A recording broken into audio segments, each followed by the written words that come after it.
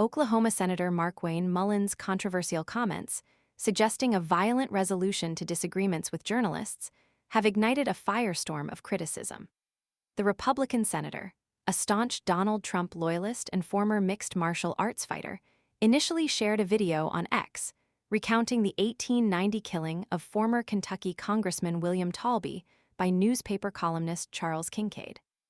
This historical anecdote, presented within the hallowed halls of the U.S. Capitol, was followed by a statement seemingly condoning such extreme measures, prompting outrage and immediate backlash. Mullin's attempt to portray his comments as a joke fell flat, particularly given the current climate of escalating violence and threats against journalists. His remarks come on the heels of the conviction of Nevada politician Robert Telles for the murder of Las Vegas Review-Journal reporter Jeff German, a stark reminder of the real-world consequences of political animosity toward the press. The chilling implication that journalists could be handled through lethal force underscores a deeply troubling trend of hostility towards the media, a trend Mullin himself appears to be fueling. The senator's history of aggressive behavior further complicates the situation. His November 2023 confrontation with Teamsters Union President Sean O'Brien during a Senate committee hearing showcased a volatile temperament, with Mullin aggressively approaching O'Brien and shouting demands. This incident, characterized by O'Brien as the actions of a 12-year-old schoolyard bully, painted a picture of a politician prone to impulsive and intimidating conduct. Mullin's justification of his actions as reflecting Oklahoma values further exacerbates concerns about his fitness for public office and his disregard for decorum and professional conduct within the Senate. Mullin's controversial statements are not isolated incidents.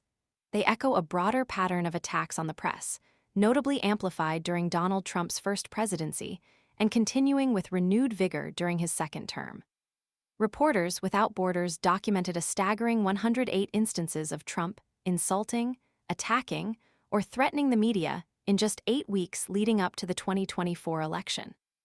This pattern of intimidation and harassment has not abated since Trump's return to the White House.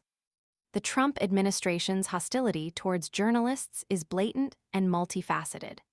The ban on the Associated Press from the Oval Office for refusing to comply with a presidential order to rename the Gulf of Mexico is a prime example of the administration's blatant disregard for press freedom.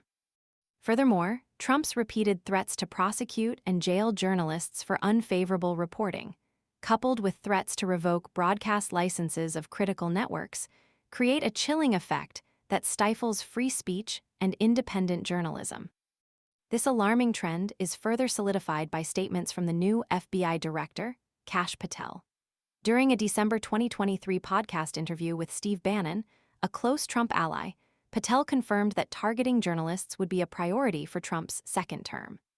This revelation underscores the systematic nature of the Trump administration's assault on the press, painting a grim picture for the future of journalism under his leadership. Mullin's comments, therefore, are not merely isolated incidents of poor judgment. They represent a dangerous normalization of violence against journalists, mirroring and amplifying a broader pattern of intimidation and hostility emanating from the highest levels of government. The lack of contrition and the attempted dismissal of his words as a joke only serve to deepen concerns about the increasingly hostile environment for journalists in the United States, particularly within the context of the Trump administration's ongoing assault on the freedom of the press. This environment fosters an atmosphere of fear and self-censorship, undermining the vital role of a free press in a democratic society. The implications of such rhetoric and actions are far-reaching, potentially leading to a chilling effect on investigative journalism and a further erosion of public trust in institutions. The need for condemnation of such statements and a commitment to protecting journalists from violence is paramount. The future of a free and informed society hinges on the ability of journalists to operate without fear of reprisal for holding power accountable. Mullin's words should serve as a stark warning and a call to action to protect the fundamental principles of a free press.